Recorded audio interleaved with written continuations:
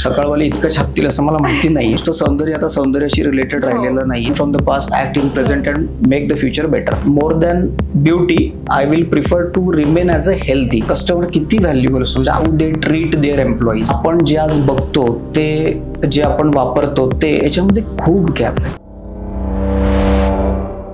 नमस्कार. सर्वप्रथम सौंदर्य, ज्याला आपण आता ब्युटी या नावाने जास्त प्रचलित आहे, म्हणजे मराठी ऑफकोर्स आहेच, पण beauty is not only related to beauty nowadays. म्हणजे असं म्हणतात की नुसतं सौंदर्य आता सौंदर्याशी रिलेटेड राहिलेलं नाहीये. आपल्याला थोडंसं जुन्या गोष्टींकडे जर आपण वळून बघितलं तर आपल्याला भविष्य चांगल्या प्रकारे दिसतं, असं आपण नेहमी म्हणतो. आणि आपण याला म्हणतो की learn from the past, act in present and make the future better. तर या सगळ्या गोष्टींकडे बघितलं तर ट्रॅडिशनल ज्या काही आपल्या गोष्टी येत आलेल्या, पारंपरिक पद्धतीने आपण ज्या गोष्टींना आत्मसात केलं होतं मधल्या काही काळामध्ये, त्यात पुसल्या गेल्या होत्या, त्याच गोष्टी आपण थोड्याशा भविष्यामध्ये पुन्हा आणायचा आपण प्रयत्न करतोय. एनरूट कॉस्मेटिक्स हे आमचं एक छोटंसं पाऊल आहे त्याच्यासाठी, की ज्याच्या माध्यमातून आम्ही असा प्रयत्न करतोय की सगळ्यांनाच, भारतातल्या सगळ्या लोकांना आम्ही इथे बसून नैसर्गिकरित्या कशा प्रकारे हेल्दी आणि सुंदर बनवू शकतो. सुंदरता हा त्यातला एक भाग आहे. More than beauty I will prefer to remain as a healthy. कारण हेल्थ चांगली असेल तर ब्युटी आपल्याला बरेच प्रयोग आणि सगळ्या गोष्टी करू शकतो आणि करायला मिळतात. तर त्याचा एक प्रयत्न आणि पाऊल म्हणून आम्ही मग एनरूट कॉस्मेटिक सुरू केलेलं आहे. नक्कीच. आता ह्या सगळ्यातून मला हे कळतंय की नॅचरल गोष्टी किती महत्वाच्या आहेत आता खरं तर आमच्यासारख्या सगळ्याच लोकांसाठी. आणि आजीचा बटवा जे आपण म्हणायचो की आधी आपण ते सगळ्या गोष्टी यूज करायचो, की आजीच्या बटव्यातल्या छोट्या छोट्या गोष्टी, की नॅचरल थिंग्स, त्याच तुम्ही आज आमच्या समोर घेऊन येतात एनरूट कॉस्मेटिक्स थ्रू. आणि सर मला हे विचारायचं आहे की जेव्हा तुम्ही हे एनरूट कॉस्मेटिक सुरू केलं खरं तर त्याच्या मागचं बॅकग्राऊंड मला जाणून घ्यायला खरंच आवडेल, की तुम्ही शिक्षण कशात घेतलं? I'll go to my childhood. So I basically come from Vidarbha, which is a region in Maharashtra, आणि त्याच्यामध्ये अकोला जिल्हा. So I completed all my graduation in Akola. माझं ग्रॅज्युएशन फार्मसीमध्ये झालेलं आहे. 10वी 12वी ग्रॅज्युएशन सगळं माझं अकोल्यामध्ये झालेलं आहे. आणि फार्मसी शिकत असताना आम्हाला कॉस्मॅटिक्स आणि मेडिसिन दोघांचाही इक्वल अभ्यास असतो. रादर मेडिसिनचा जास्त असतो, कॉस्मॅटिकचा कमी असतो.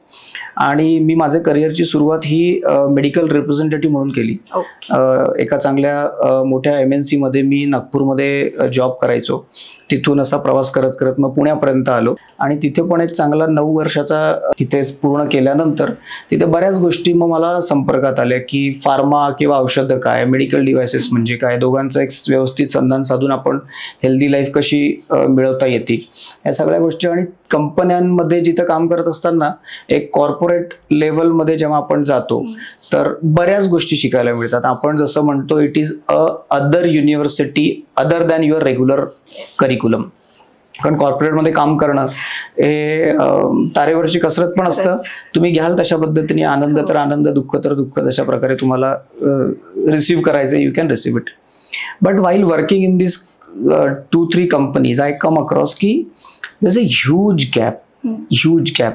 आपण जे आज बघतो ते जे आपण वापरतो ते याच्यामध्ये खूप गॅप आहे. आणि आपलं एक्सपेक्टेशन अजूनच त्याच्या पलीकडचं असतं, की आपल्याला हवं काहीतरी वेगळं आहे, दिल्या काहीतरी वेगळं जातं, सांगितलं काहीतरी वेगळं जातं. तर मी मग 2016 मध्ये माझा स्वतःचा बिझनेस मेडिकल डिव्हायसेसमध्ये सुरू केला.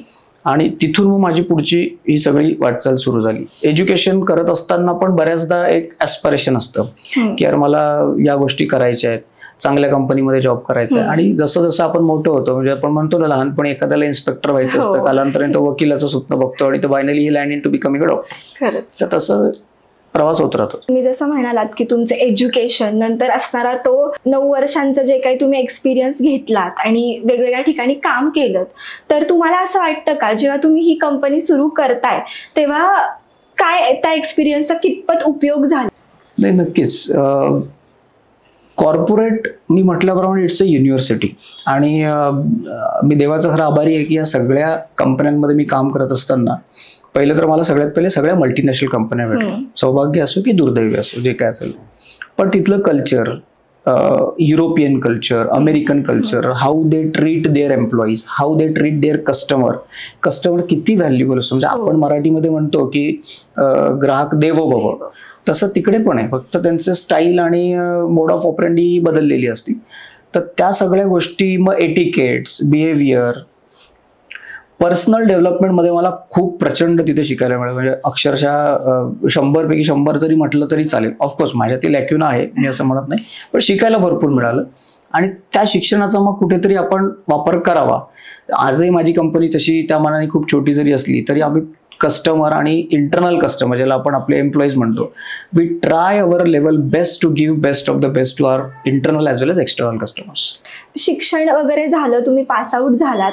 आजकाल कसं होतं की आपण शिक्षण वगैरे घेतलंय, काही मुलांचं असं असतं की नाही बाबा आई वडिलांनी सांगितलंय म्हणून आता मला करायचंय. पण तुमचं असं होतं किंवा तुम्हाला नाही की ठरवलं होतं की मला ह्यातच काहीतरी करायचंय म्हणून तुम्ही याकडे मुळात मला व्हायचं डॉक्टर होतं. ओके. पण मिळालेले मार्क आणि असलेला पैसा या दोन्हीमध्ये मला फार्मसीला जायला भाग पडलं. एक इंटरेस्टिंग प्रश्न म्हणजे असा की कॉस्मॅटिक किंवा beauty, skin care, hair care आलं तर महिला जास्त त्याच्याशी कुठेतरी अटॅच असतात असं मला वाटतं. तर तुम्हाला असा इंटरेस्ट कसा आला की ह्यात काहीतरी करावं? ऍक्च्युली खरं महत्वाचा प्रश्न आहे. बऱ्याच जणांनी मला विचारला हा प्रश्न. मध्यंतरी सकाळमध्ये पण माझा एक इंटरव्ह्यू झाला होता. सकाळवाले इतकं छापतील असं मला माहिती नाहीये. मी मेडिकल डिव्हायसेसमध्ये आलो. आमचा बिझनेसचं जे कॅटेगरी येते ती B2B मध्ये येते, म्हणजे बिझनेस टू बिझनेस. त्यामुळे आम्ही डॉक्टर्स आणि हॉस्पिटल्स यांनाच आमचे प्रोडक्ट विकतो किंवा विकू शकतो. डायरेक्ट पेशंटला विकायची काही सेगमेंटमध्ये आम्हाला परमिशन आहे, काही सेगमेंटमध्ये नाही आहे. त्यामुळे कधी कधी ना तुम्हाला एक मोनोटोनस लाईफ होऊन जाते की मी सकाळी उठतोय, तेच माझे जे काही 50, 100, 200 डॉक्टर्स आहेत, मी त्यांच्याशी डील करतो आहे. तर you also need some change in your business, correct. आणि B2Bचा एक ॲडव्हान्टेज म्हणजे मी जे कोणी बिझनेस टाकतील फ्युचरमध्ये किंवा टाकायची इच्छा असेल त्यांना पण मी सांगू इच्छितो की B2B मध्ये पर्सन ड्रिव्हन खूप साऱ्या गोष्टी असतात. आणि B2C किंवा D2C, ज्याला आपण डायरेक्ट टू कस्टमर म्हणतो किंवा डायरेक्ट टू कन्झ्युमर म्हणतो, त्याच्यामध्ये product carries a lot of weightage. B2B मध्ये owner or the person carries lot of weightage. म्हणजे एखाद्या कंपनीमध्ये जेव्हा मी कामाला लागतो त्यावेळेला माझ्यावर डिपेंडन्सी खूप असते इन B2B सेगमेंट. मी जर तिथून निघालो किंवा माझा एम्प्लॉई सोडून गेला तर मी हँडिकॅप होण्यापर्यंतच्या गोष्टी येऊ शकतात, कारण त्यांनी तो बिझनेस खूप चांगल्या पद्धतीने हँडल केला असतो आणि ग्रो केला असतो. B2C मध्ये किंवा D2C मध्ये तसं नाहीये. D2C मध्ये generation to generation business pass on होतो. करेक्ट. म्हणजे तुम्ही डॉक्टर आहात, तुम्ही हॉस्पिटल टाकलं म्हणून तुमचा मुलगा किंवा मुलगी डॉक्टरच होईल किंवा ते तितके सक्सेसच होतील असं नाही, कारण तुम्ही B2B मध्ये आहात, कारण तुम्ही तुमची स्किल सेट त्या पद्धतीची आहे. पण जर जसं किर्लोस्कर हे B2C मध्ये होते, त्यांनी कॉमन माणसासाठीचा प्रोडक्ट डेव्हलप केलं. त्यामुळे किर्लोस्कर ज्यांनी सुरू केली, स्वर्गीय किर्लोस्कर, आज ते नसले तरी किर्लोस्कर नाव आहे, त्यांचं सगळं तयार केलेलं प्रॉडक्ट आणि लेगॅसी आहे. चितळे घ्या किंवा तुम्ही हल्दीराम घ्या, ज्यांनी सुरू केलं ते कदाचित जेव्हा नसतीलही तरी ते प्रोडक्ट चालतील. तर मला ते एक सेगमेंट कुठेतरी सुरू करायचं होतं की मला B2C मध्ये यायचंय. म्हणजे I want to pass on the legacy to next generation.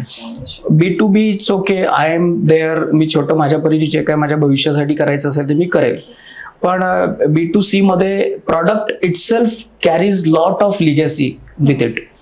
मग ते असताना मग सेगमेंट कुठला निवडायचा, काय निवडायचा, कारण माझं अगदी शिक्षण पाण्यापासून सगळं करिअर हे हेल्थकेअर मध्येच गेलेलं आहे.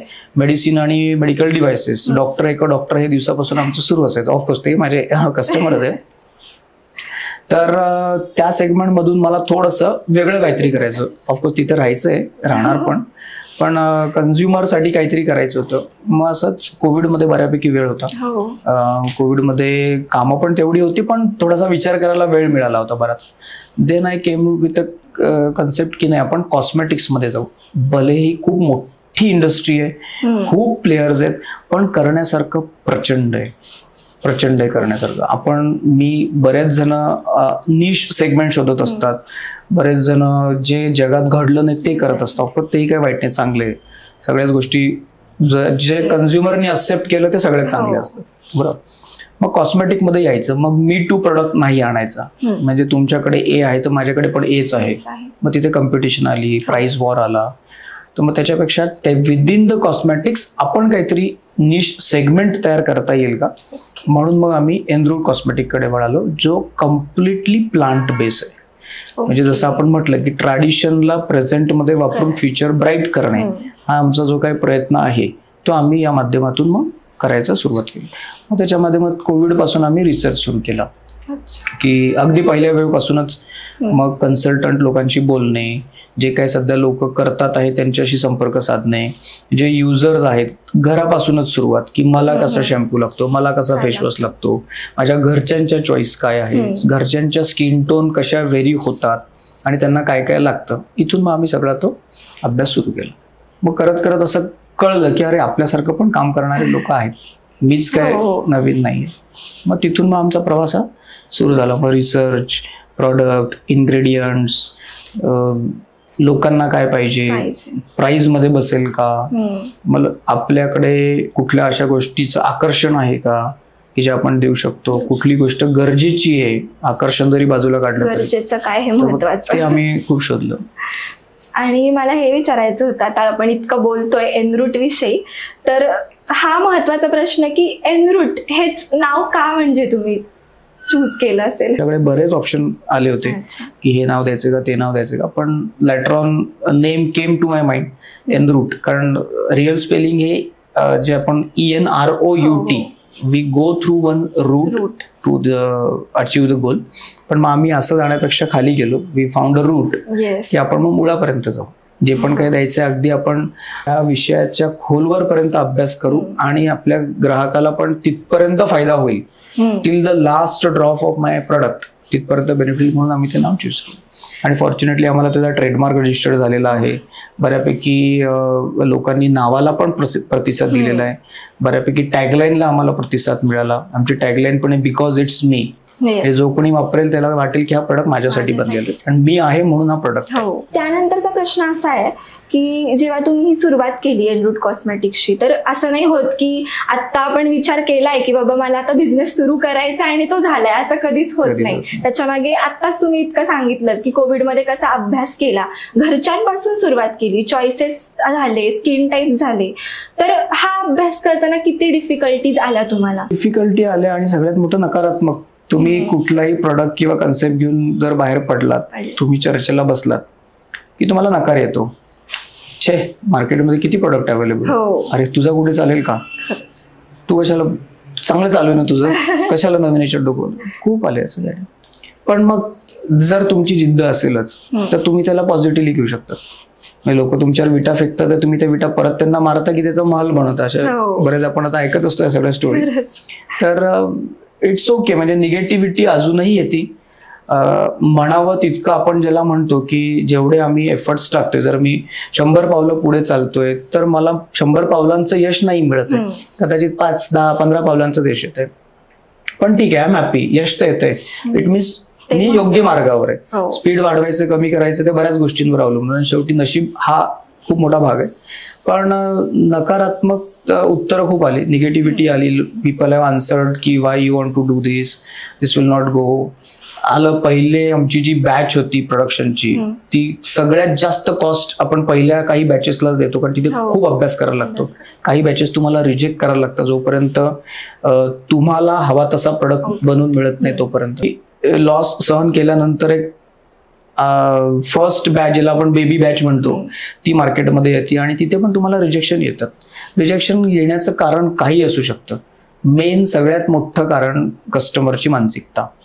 तुम्ही ज्या डिस्ट्रीब्युशन चॅनलमध्ये पाय टाकतात तिथे ऑलरेडी तुमच्यासारखे खूप जण आलेले असतात, त्यामुळे तिथे तुम्हाला निगेटिव्हिटी येणार. इट्स ओके, येणारच आहे. बाय डिफॉल्ट तुम्ही घरातून निघताना विचार करूनच जायला पाहिजे. विचार पॉझिटिव्ह करा, एक्सपेक्टेशन कमी ठेवा आणि हळू मग तुम्हाला रिझल्ट येत राहतो.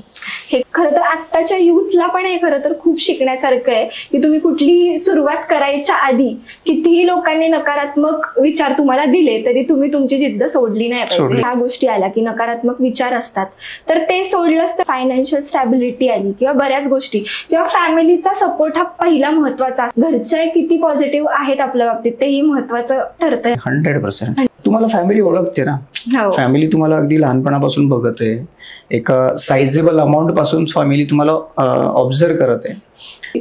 नो की if he decides to do something so he will make it happen. त्याच्यामध्ये पण मग याला गाईड करायचं काम फॅमिलीचं खूप मोठं असतं. की तुम्हाला एखादा प्रोजेक्ट असा वाटतो आणि मग तो तुम्ही फॅमिली समोर ठेवता, 9 ऑलरेडी रिजेक्ट झालेले असतात. मग जर तिथे फॅमिलीने पण म्हटलं की यस हा डुएबल आहे आणि तुला करता येऊ शकतो, प्रॅक्टिकली सगळ्यांना सगळं जमेल असं नाही. मी जर उद्या म्हटलं की मी आता ट्रक बनवायची कंपनी टाकतो, नाही जमणार, माझी एक्सपर्टी नाही. पण मी हेल्थकेअर मध्ये जर काही करायचं म्हटलं तर कदाचित there are some rays of hopes की I will succeed in to it.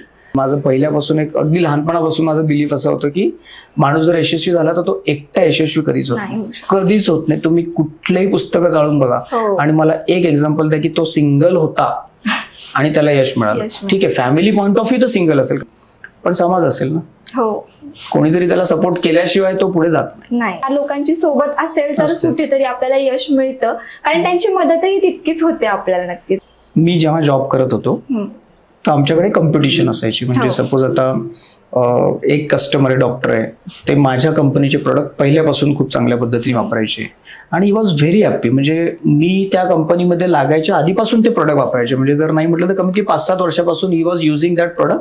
आणि सर्जिकल प्रोडक्ट आहे, सर्जरी करण्यासाठी लागणारे जे इन्स्ट्रुमेंट असतात ते. He was very happy. Suddenly one new company came in to market. They approach the customer आणि he took the demo आणि डेमॉन्स्ट्रेशन परचेस नव्हतं केलं. मला थोडा राग आला. एज पण तसंच होतं की थोडंसं वॉर्म ब्लड आणि हे सगळं. मी गेलो संध्याकाळी कस्टमरकडे.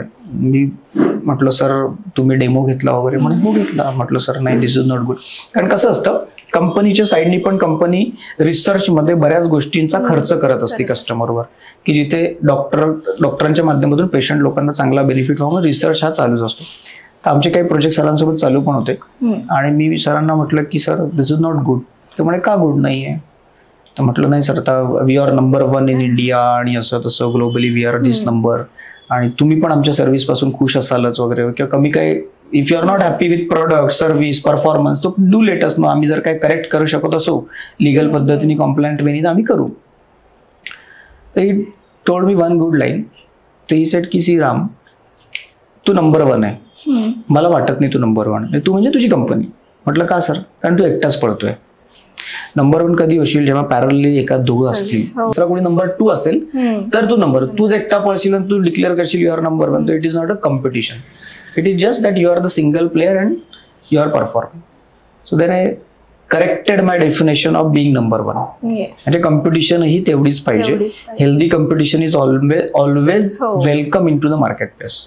कोणीतरी कॉम्पिटिटर असेल तरच त्याच्या पुढचा विचार कदाचित आपण करू शकतो की ह्यानी असं केलंय तर आपल्याला कुठेतरी त्याच्यापेक्षा बेटर करायचं. व्यवसाय सुरू करताना कोणताही आजकाल कसं होतं की मुलांना किंवा जे युथ आहे आत्ताचं, त्यांना असं वाटतं की आपण काहीतरी करतोय आता आणि त्याच्यातून लगेच सक्सेस मिळालंच पाहिजे. बाबा काहीतरी आता पैसे टाकलेत आणि त्यातून सक्सेस मिळालंच पाहिजे. त्यामागचा थॉट प्रोसेस किंवा आयडिया त्याच्यावरती काम करणं हे थोडंसं कुठेतरी कमी होतं आणि त्यांना असं वाटतं की नाही आता थोडंसं काहीतरी बाबा ह्यातनं काहीतरी मिळेल लगेच. तर त्याच्यासाठी तयारी कशी केली पाहिजे, किंवा फायनान्शियली आलं किंवा बऱ्याच गोष्टी असतात त्यामागच्या टेक्निकल. तर तुम्ही ह्यावरती काय सांगाल? खूप विविड आणि विचित्र टॉपिक आहे. बिझनेस पहिले की पैसा पहिले हा म्हणजे डिबेटेबल टॉपिक आहे. बरेच जण एका छोट्याशा 1 रुपयापासून करोडोंचं अरबोंचं संपत्ती तयार करतात किंवा व्यवसाय तयार करतात आणि काही त्याला तितक्या स्पीडनी खाली पण आणतात. त्यामुळे फायनान्शियल मॅनेजमेंट हे मला असं वाटतं ना आपल्या घरून सुरुवात होते नेहमी.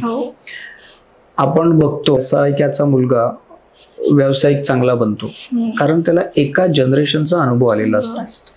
मला वैयक्तिकरित्या असं वाटतं की जे आपण म्हणतो थंब रूल की 1000 days, ऑफकोर्स त्याला आहे सायंटिफिक रिझन आहे. तुम्हाला कमीत कमी 1000 दिवस पाणी टाकत राहावं लागतं. तुम्ही जर एक झाड लावता, याच्यामध्ये काय होतं ना, जसं एखादा आपण बिझनेस सुरू करतो आपल्याला फाटे फुटणाऱ्या गोष्टी खूप मिळतात. So all this suggestion comes. I suggest youth and I always practise this की note it down. Don't jump to the conclusion. Parallelly, when you are working in your current segment or for one particular dream, ते करत असताना you should also have a backup plan की हे करायचे, पण आत्ता नाही. पहिले जो घेतलेला आहे हातामध्ये टॉपिक तो आधी सक्सेसफुल करून दाखवा. त्याचं डिसिजन घ्या, yes or no. I am not saying की ऑलवेज यू विल सक्सीड और always you will fail. You define the definition of your success. आजकालच्या युथमध्ये तो थोडासा एक पेशन्स कमी आहे किंवा अट्रॅक्ट करणाऱ्या गोष्टी खूप झालेल्या आहेत बिकॉज ऑफ इंटरनेट, मोबाईल आणि हे सगळे जे सोशल मीडिया. तुम्हाला नवीन काहीतरी करायला मिळेल, सगळ्यांना सगळंच वाटतं की मला करता येतं. ज्या व्यक्तीला पुरणपोळी करता येते तो म्हणतो मी वडे पण करू शकतो. थॉट चुकीचा नाहीये, पण आधी त्या पर्टिक्युलर सेगमेंटमध्ये तुम्ही एक डिफाईन यश मिळवून घ्या. Coming back to finance. Finance is always a crunch. मी म्हटल्याप्रमाणे घरून आपल्याला ती शिकवण लहानपणापासून मिळते की आपले वडील कसे पैसे वापरतात, आपली आई कसे पैसे वापरते किंवा त्याचा वापर कसा होतो. घरामध्ये जर मला एक फ्रीज हवा आहे तर तो किती दिवसांनंतर येतो, कशा पद्धतीने येतो, या सगळ्या गोष्टींमध्ये आपण इन्व्हॉल्व्ह होतो लहानपणापासून. होत नसेल तर आता या यंग पिढीने व्हायला पाहिजे. आणि that is how you should also think when you buy or do some kind of activity in business. Use money wisely. Even if it's a single penny, use it wisely. Don't think or don't get stressed about the return on investment, but think or put the money wisely. 1 रुपयाचे 10 रुपये कसे होतील, 100 रुपये कसे होतील, तो thought ठेवा. पण पहिल्या 1 रुपयाला जर 10 रुपये नाही झाले किंवा 5 रुपये नाही झाले तर मग दुसरा रुपया तोपर्यंत टाकू नका. That is a first rule. Me en route पण सुरू केलं होतं तर मी माझा पहिला बिझनेस थोडासा स्टेबल होता. त्या काही पैशांमधून जे काही पैसे मिळत होते त्याचा एक आउटपुट म्हणून, एक्सटेन्शन म्हणून मग मी एनरूट सुरू केले. हे जर मला सुरुवातीला करायचं असतं तर मी कदाचित पेंढराकरांसारखं थैलीमध्ये बॉटल्स घेऊन सायकलवर किंवा टू व्हीलरवर जाऊन विकले असते. आता असं झालंय की यूट्यूब म्हणा किंवा कोणतेही सोशल मीडिया प्लॅटफॉर्म, त्याच्यामुळे आजकाल ना स्किन केअर, हेअर केअर ह्या गोष्टी खूप जास्त पोहोचतायत लोकांपर्यंत. तर प्रत्येकाला एक असं वाटतं की माझं स्किन केअर रुटीन किंवा हेअर केअर रुटीन असं असावं. पण काय होतं, बजेट आणि सूट पण होतंय की नाही आपल्याला, ह्या गोष्टी पण खूप मॅटर करतात.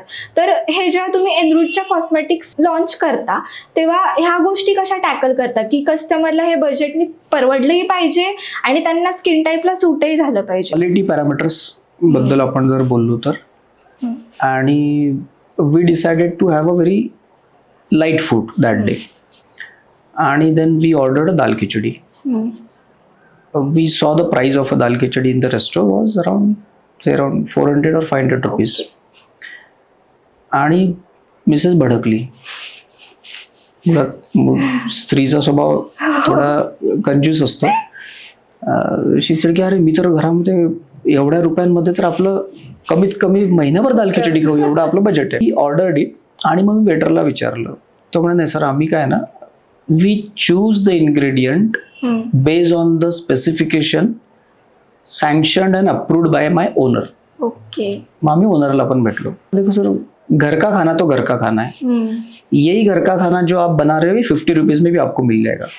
But because I am caring for you, I am giving you the authentic 50 rupees का food, I am charging you 500 rupees. Okay, no doubt. म्हणजे कदाचित एक हिबिस्कस तुमच्याही प्रोडक्टमध्ये दुसऱ्याही प्रोडक्टमध्ये आहे. नामांकित जी कंपनी आपण आता बघतो आयुर्वेदिक आणि याच्यामध्ये, त्यांच्यामध्ये पण तेच आहे. तर मलाही वाटतं कधी कधी यार खरंच आपण ओव्हर प्राइस तर नाहीये, पण when I just go in to the backyard of my company and their company, virtually not really, तर आय थिंक की बॉस जिथे खूप जास्त व्हॉल्यूम होतो ना तिथे मग भेसळ येणार, तिथे मॅनिप्युलेशन येणार, अडल्ट्रेशन येणार, या सगळ्या गोष्टी. आणि अल्टिमेटली मग मी माझ्या कस्टमरला काय देतोय जे बाकीचे लोक देतात, मग मी का सुरू करू. म्हणजे whole objective of starting Enroot is to offer a plant based clean hygiene cosmetic product. जसं आपण ह्या टॉपिक वरती बोललोच की नॅचरली सेफ आहे वगैरे, तर त्यावरतीच मला विचारायला आवडेल की नॅचरल कोणते कोणते इन्ग्रेडियंट्स तुम्ही इथे यूज करता आणि जे सेफ असतात लोकांसाठी, तर त्याचा रिसर्च कसा केलात आणि त्याची सुरुवात कशी झाली. आमचे जे मेन इन्ग्रेडियंट्स आम्ही सध्याचे वापरतोय म्हणजे खूप आहे. म्हणजे एका सिंगल प्रोडक्टमध्ये 21 ते 22 plant based naturally awkward ingredients आहेत, त्यांचा एक्स्ट्रॅक्ट आहे. आणि ते फॉर्म्युलेट आम्ही मॉडर्न पद्धतीने केलेले. याची मॅक्सिमम जे फॉर्म्युलेशन्स हे आम्ही लंडनच्या एका कन्सल्टंट ला आम्ही विश्वासात घेऊन किंवा त्यांनी आम्हाला विश्वासात घेऊन हा डेव्हलप केलाय. आणि मग बनवण्याची जी पद्धत आहे ती इंडियन आहे. बनवायची जी जागा आहे, इन्ग्रेडियंट्स आहे आणि पद्धत आहे ती भारतातली आहे. पण कुठला घटक किती प्रमाणामध्ये, म्हणजे आम्ही त्याला सायन्सचा थोडा टच दिलाय. कारण आजकाल सायन्स सगळ्यांना हवं असतं आणि ऑफकोर्स फॅक्ट ह्या पाहिजेच. म्हणजे मिथ आणि फॅक्ट याच्यामध्ये गॅप हवा आहे. तर we came to a conclusion की आपण फॉर्म्युलेशन जे आहे ते जे एक्सपर्ट लोक आहेत या इंडस्ट्रीतले, ज्यांनी खरं कॉस्मॅटिक मॉडर्न पद्धतीने सुरू केली आहे, त्यांच्याकडून आपण फॉर्म्युला घेऊ आणि बनवायचं जी पद्धत आहे आणि इन्ग्रेडियंट चूज ते आपण भारतातले घ्यायचे. आम्ही पपाया, हिबिस्कस, अश्वगंधा, आमला, तुलसी, ॲलोवेरा हे मेन आमचे जे घटक आहेत जे फेस वॉश, शॅम्पू, कंडिशनर याच्यामध्ये सापडतात. शिकाकाई. पण मग आम्ही गेलो, शिकाकाईचा भाव बघितला फॉर एक्झाम्पल की रे रॉ शिकाकाई कसं, मग त्याला एक्स्ट्रॅक्ट करायला काय प्रोसेस आणि काय. तर सपोज मी जर एक 100 रुपीजचा एखादा आमला आणला किंवा शिकाकाई आणली, त्याच्यातून मला जे ईल्ड येतं ते खूप कमी येतं. कारण काय की दुकानदार स्वतःच म्हणतो अरे सर इसमें तो इतने में इतना ही मिलेगा. वी वेंट टिल हिमाचल की इथे आपल्याला कुठे काय मिळेल का. तर गुजरातमध्ये ना एक ट्राईब आहे जी वर्षातून 2 ते 3 वेळेला हिमालयामध्ये जाऊन, त्यांना माहिती आहे कुठे काय हे सगळे औषधं आणि हे प्लांट मिळतात, ते वर्षातून 2-3 वेळा तिथे जातात आणि त्यांच्याकडून बऱ्याच कंपन्या विकत घेत असतात.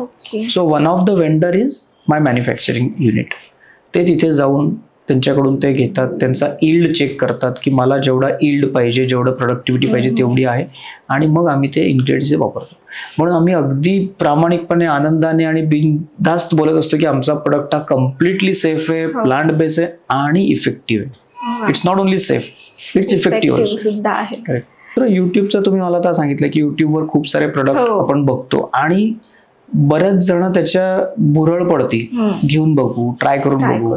येताना बऱ्याचदा तुम्हाला स्पुरियस प्रोडक्ट येतो, म्हणजे खराब प्रोडक्ट येतो, because you ordered and if the supplier didn't respond so you are cheated. मग अशा वेळेला तुम्ही वापरून बघता आणि you are playing with your own skin and hairs which is very sensitive आणि ते लॉंग लास्टिंग पाहिजे. बरंच आपण खूप प्रयोग करत असतो आपल्या स्किन सोबत. आपण त्याला जितकं सिम्पल, जितकं नॅचरल इन्ग्रेडियंट्सच्या सान्निध्यात ठेवू, तितकं त्याची लाईफ वाढणार. आता एवढं चांगलं तर प्रत्येक गोष्ट कस्टमर पर्यंत पोहोचतीये, कस्टमर घेत आहेत, तुम्हाला रिव्ह्यूही चांगला आहे, तर असा एखादा रिव्ह्यू असेल की बापरे हा खूपच छान आहे. पण मला एक माझा पहिले सेट ऑफ कस्टमरांपैकी एक कस्टमर आहेत, मॅडम आहेत, ते डॉक्टर आहेत, पुण्यातल्याच आहेत, सिनियर आयुर्वेदिक डॉक्टर आणि एका मेडिकल कॉलेजमध्ये ते शिकवतात. पण म्हणजे तुम्ही आता त्यांचं नॉलेजचा थोडासा एक लेवल बघू शकता की she is a professor, she is into research and she is, म्हणजे डॉक्टर पण आहेत त्या. तर त्यांना मी असंच एक प्रॉडक्ट गिफ्ट म्हणून दिला होता त्यांच्या मिस्टरांना. ठीक आहे म्हणे, 15-20 दिवस झाले मी फोन केला, अरे नाही म्हणे वापरलाच नाही अजून. म्हटलं ठीक आहे, हरकत नाही. अजून 15-20 दिले म्हणे नाही वापरलाच नाही. सडनली एक दिवस मला रात्री 11:30ला ऑर्डर पडली ऑनलाईन. 1-1.5 महिना झाला असेल. आता मी नाव वाचलं कस्टमरचं, आणि कसं आहे त्यावेळेला छोट्या छोट्या ऑर्डर्सही आपण बघतो उत्सुकतेने की काय कस्टमरांचं. तर मी नाव वाचलं, म्हटलं नाव तर सरांच्या मिसेस मॅडमचं आहे. मी and my team member went and just had a discussion with madam की काय पुण्यातच आहे, फॉर्च्युनेटली काय जास्त खर्च येत नाही जायला भेटायला आणि ओळखीच्या पण आहेत. तर मॅडमने आम्हाला सांगितलं की तुमचा शॅम्पू मला प्रचंड आवडला, मी आयुर्वेदिक सेगमेंटमध्ये इतक्या वर्षापासून काम करतेय, मला हवा तसा मॉडर्न असलेला ट्रॅडिशनल प्रिपरेशन हे आजपर्यंत कुठे भेटलं नाही, तुमच्या प्रॉडक्टमध्ये भेटलेले. आणि बिलीव्ह मी, ती ऑर्डर एका पीसची नव्हती, ती 7 पीसची होती. आणि 7 पीस मला त्यावेळेला खूप मोठी होती, म्हणजे एक सिंगल कस्टमरच्या 7 घेतो. So that was a great feedback.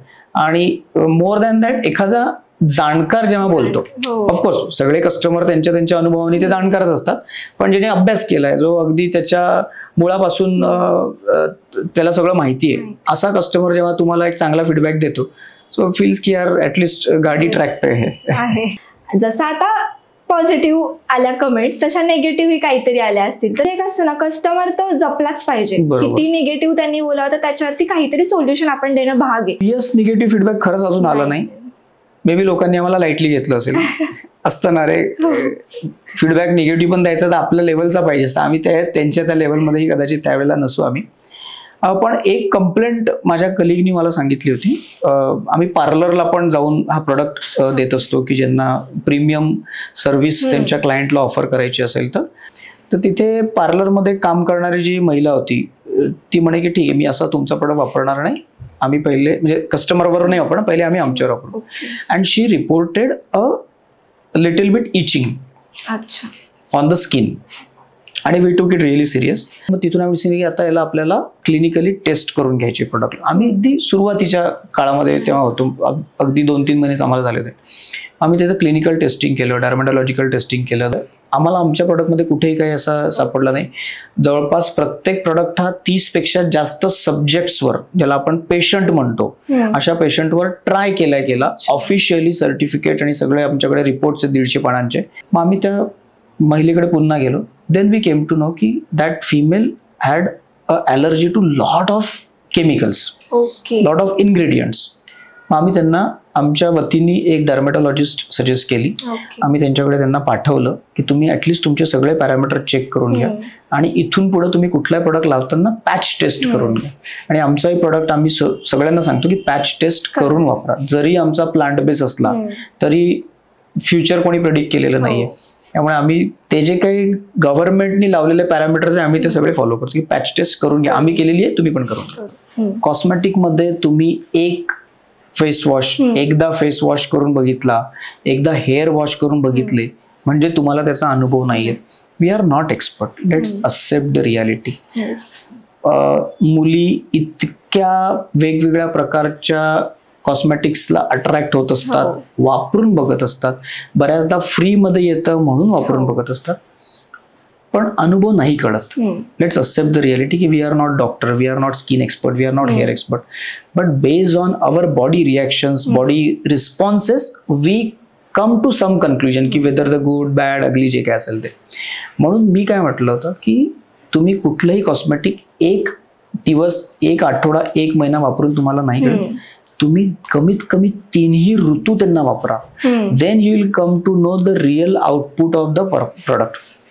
काय पद्धतीने काळजी घेतली पाहिजे किंवा कसं चूज केलं पाहिजे ते प्रोडक्ट, याच्याविषयी तुम्ही काय गायडन्स द्याल? If you see the journey of cosmetics product in India, आपल्याकडे कॉस्मेटिक्स हा प्रकार नव्हता कधी. आपण ट्रॅडिशनली हळदीचा लेप, चंदनाचा लेप, मध, दूध, दुधाची साय या पद्धतीला, म्हणजे जिथे अगदी रॉ नॅचरल इन्ग्रेडियंट्स आहेत त्यांचा आपण भरपूर वापर करायचो. आजही आहारामध्ये आणि आउट ऑफ बॉडीसाठी पण आपण त्या गोष्टींचा बराच वापर करत असतो आणि त्याच्यामागे सायन्स होतं. आता ते सायन्स आपलं ट्रॅडिशनल सायन्स म्हणतो आणि आता नवीन आलेलं सायन्स हे मॉडर्न म्हणतो. समहाऊ बिकॉज या सगळ्या इन्ग्रेडियंट्सला मास स्केलला प्रोडक्शन करून त्याला फॉर्म्युलेट करणे, फॉर्म्युलेशन्स म्हणजे जसं आपण क्रीम, जेल, ट्यूब याला फॉर्म्युलेशन्स म्हणतात, अशा पद्धतीमध्ये आणणं आणि देणं हे डिफिकल्ट होत होतं. म्हणून मग काही कंपन्या भारतामध्ये आल्यात किंवा भारतातल्या काही कंपन्या तयार झाल्यात की ज्यांनी मग थोडंसं मॉडर्नायझेशन आणलं. मग लगेच इफेक्ट मिळायला पाहिजे म्हणून मग केमिकल्सचा वापर सुरू झाला. आणि केमिकल हे रेडिली अवेलेबल आहे, ते फॅक्टरीत बनतात. Those are synthetic products. To manufacture the X ton chemical और जे पण काही मोजण्याचं एकक असेल, that quantity to manufacture that quantity it's hardly take some time, few days. पण तेच हळद उगवायला एक लाईफ सायकल आहे, हळदीची लाईफ सायकल आहे. म्हणून मग ते लोक त्याला प्रोडक्शनला उशीर करतात. मग आपण आता फास्टमध्ये इस्रायली टेक्निक किंवा हायब्रिड पद्धतीने तिला लवकर उगवतो आणि सगळ्या गोष्टी होतात, पण तरी नॅचरल ते नॅचरल. या गोष्टींमध्ये इतका मोठा लॉस आपल्या लोकांचा होतोय, सगळ्यांचाच, जगामध्ये सगळ्यांचा, जे कोणी केमिकल बेस्ड फॉर्म्युलेशन्स वापरतात.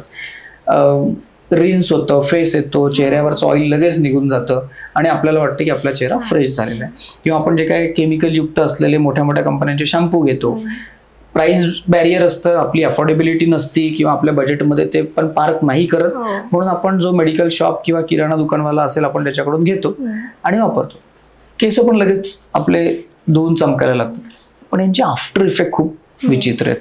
म्हणजे तुम्ही आपण जर बघितलं, म्हणतात आपले आई वडील पण म्हणतात, अरे जास्त मेकअप करून किंवा सारखा मेकअप चेहऱ्यावर ठेवून चेहरा खराब होणार, कारण त्याच्यामध्ये केमिकल्स आहेत तेवढे. आता नॅचरली इन्ग्रेडियंट असलेले पण मेकअपच्या बऱ्याच गोष्टी आता मार्केटमध्ये आलेल्या आहेत. तर हा इतका मोठा मिथ होता की मी फेसवॉशनी चेहरा धुतला, मी साबणाने चेहरा धुतला, बघा माझा चेहरा ऑइल सगळं निघालं. पण ते ऑइल सोबत चेहऱ्यातलं पाणी पण चाललेलं आहे, त्याला आपण हायड्रेशन म्हणतो. Level of hydration in the skin is going down. हे म्हणत नाही अगदी ड्रास्टिकली, पण स्लोली स्टडीली जाणार.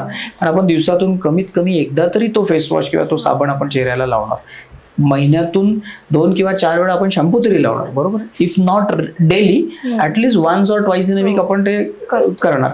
आपल्या स्काल्पमध्ये ते केमिकल लागणार आणि त्या स्काल्पच्या स्किनवर पण त्याचा इफेक्ट होणार.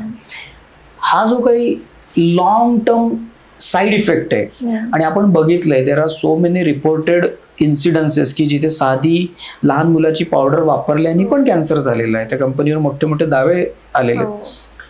तर या गोष्टी बोलायच्या असतात की अरे मी तर लावला आणि धुतला, काय फरक पडतो, काही सेकंदच कॉन्टॅक्ट होता. पण तो सेकंदच महत्वाचा असतो. वो पल ही बहुत इंपॉर्टेंट है जहाँ पे आपको वो रियलाइज होता ही नहीं है कि मैं क्या कर रहा हूँ या क्या कर रही है. मग अशा वेळेला मग तो जो गॅप आहे केमिकल वर्सेस नॅचरल इन्ग्रेडियंट, आपली बॉडी ज्याच्यासाठी बनलेली आहे, ज्याच्यामुळे बनलेली आहे, त्या गोष्टींचा आपण इथे सिलेक्शन करायला पाहिजे.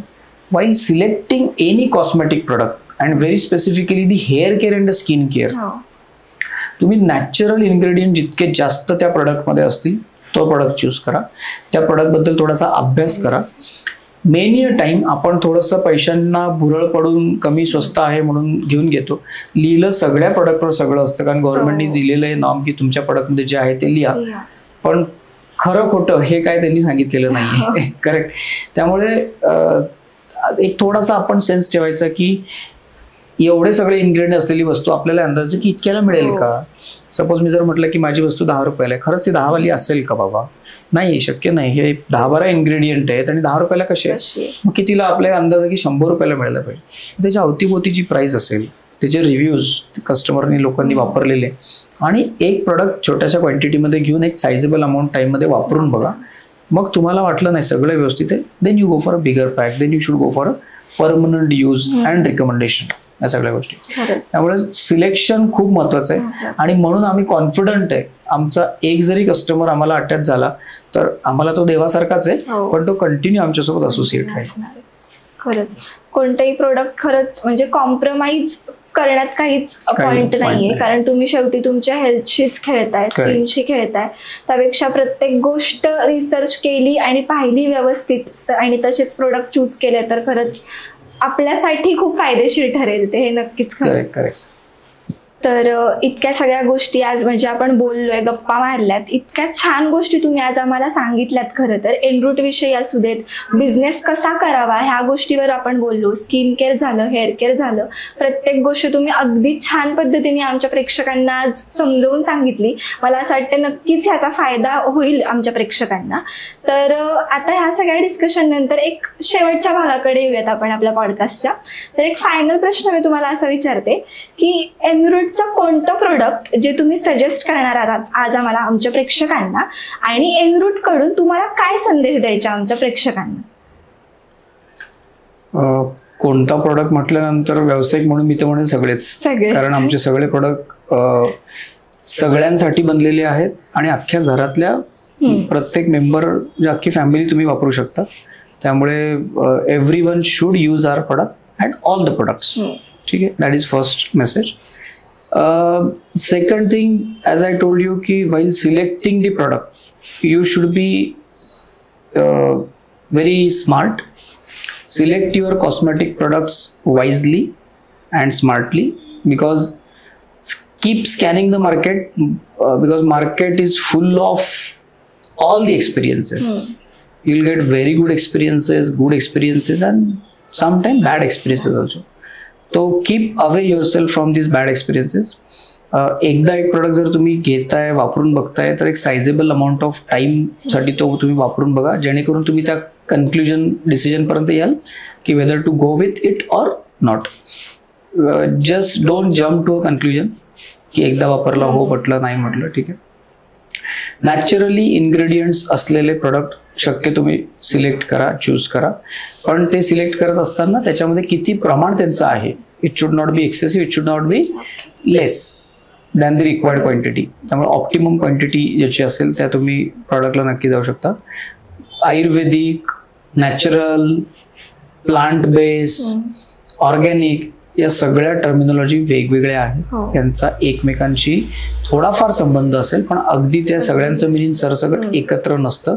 त्यामुळे आपल्याला जे योग्य वाटतं, जे सूट होतं, त्या पद्धतीने आपण ते प्रोडक्ट सिलेक्ट करायला. जसं आता आम्ही म्हणतो की आम्ही प्लांट बेस्ड कॅटेगरीमध्ये येतो. आम्ही आयुर्वेदिक किंवा नॅचरल किंवा हर्बल याच्यामध्ये नाही. त्यांचे बनण्याच्या पद्धती वेगळ्या आहेत, त्यांचे प्रॉडक्ट जे फिनिश प्रोडक्ट येतात त्यांचे जे फॉर्म्युलेशन ते वेगळे असतात.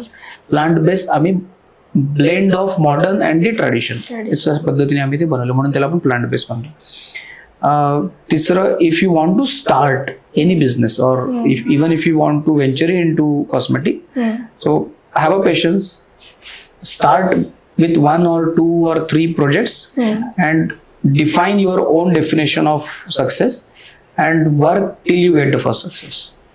Quantum of the success or quantum of the sale may vary. It is depending upon lot of factors. Your confidence should not be shaken.